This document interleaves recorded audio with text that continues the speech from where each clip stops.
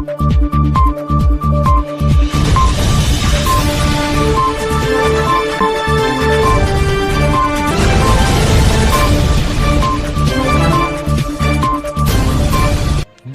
ಪಟ್ಟಣದ ಪ್ರವಾಸಿ ಮಂದಿರದಲ್ಲಿ ಪರಿಶಿಷ್ಟ ಜಾತಿಯ ವರ್ಗೀಕರಣ ಸಂಬಂಧ ಮನೆ ಸಮೀಕ್ಷೆ ಸಂಬಂಧ ಕರ್ನಾಟಕ ಮಾದಿಗ ದಂಡೋರ ಮೀಸಲಾತಿ ಹೋರಾಟ ಸಮಿತಿಯಿಂದ ಪತ್ರಿಕಾಗೋಷ್ಠಿ ನಡೆಸಿದರು.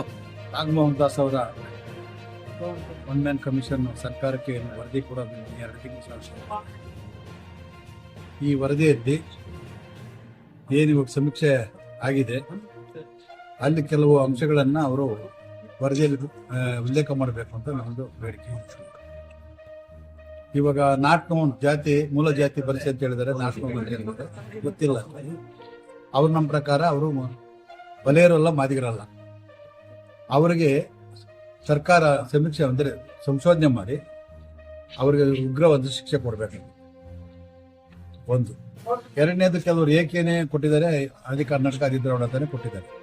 ಅವರನ್ನು ಸಹ ಅವರು ಬಲೆಯರು ಮಾದಿಗರಲ್ಲ. ಮುಂದಿನ ದಿನಗಳಲ್ಲಿ ಅದನ್ನು ಪರಿಶೀಲನೆ ಮಾಡಿ ಅದನ್ನು ಸರ್ಕಾರ ಉಗ್ರವಾದ ಅವ್ರ ಶಿಕ್ಷೆ ಕೊಡಬೇಕು. ಈ ಮೂರನೇದು ಏನಂದ್ರೆ ನಮ್ಮದು ಇವಾಗ ರಾಜಕೀಯವಾಗಿ ಪ್ರಾತಿನಿಧ್ಯ ಮತ್ತು ಆರ್ಥಿಕ ಪ್ರಾತಿನಿಧ್ಯವನ್ನು ಸಹ ಇದರಲ್ಲಿ ಸೇರಿಸಿ ರೆಕಮೆಂಡ್ ಮಾಡಬೇಕು. ಇವಾಗ ಉದ್ಯೋಗ ಮತ್ತು ಶಿಕ್ಷಣ 2 ಮಾತ್ರ ಇದೆ.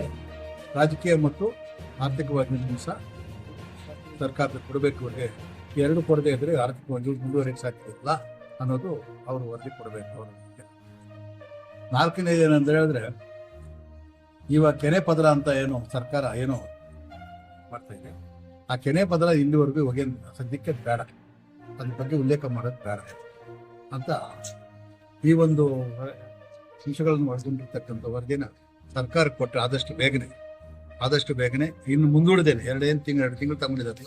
2 ತಿಂಗಳು ಒಳಗಾಗಿನೇ ಈ ವರದಿ ಕೊಟ್ಟು ಈ ಸರ್ಕಾರ ಆದಷ್ಟು ಬೇಗನೆ ಈ ನಮ್ಮ ಮೀಸಲಾತಿಯನ್ನು ಜಾರಿ ಮಾಡಬೇಕು. ಅವ್ರಿಗೆ ಒತ್ತಾಯ ಮಾಡಬೇಕು. ಈ ನಾವು ಕೊಟ್ಟಿದ್ದ ವರದಿ ಇದರೊಳಗಡೆ ನೀವು ಕೊಡಬೇಕು ಅಂತ ಒಂಥರ ಆದೇಶ ಥರನೂ ಮಾಡಿದ್ರೆ ಚೆನ್ನಾಗಿರ್ತದೆ.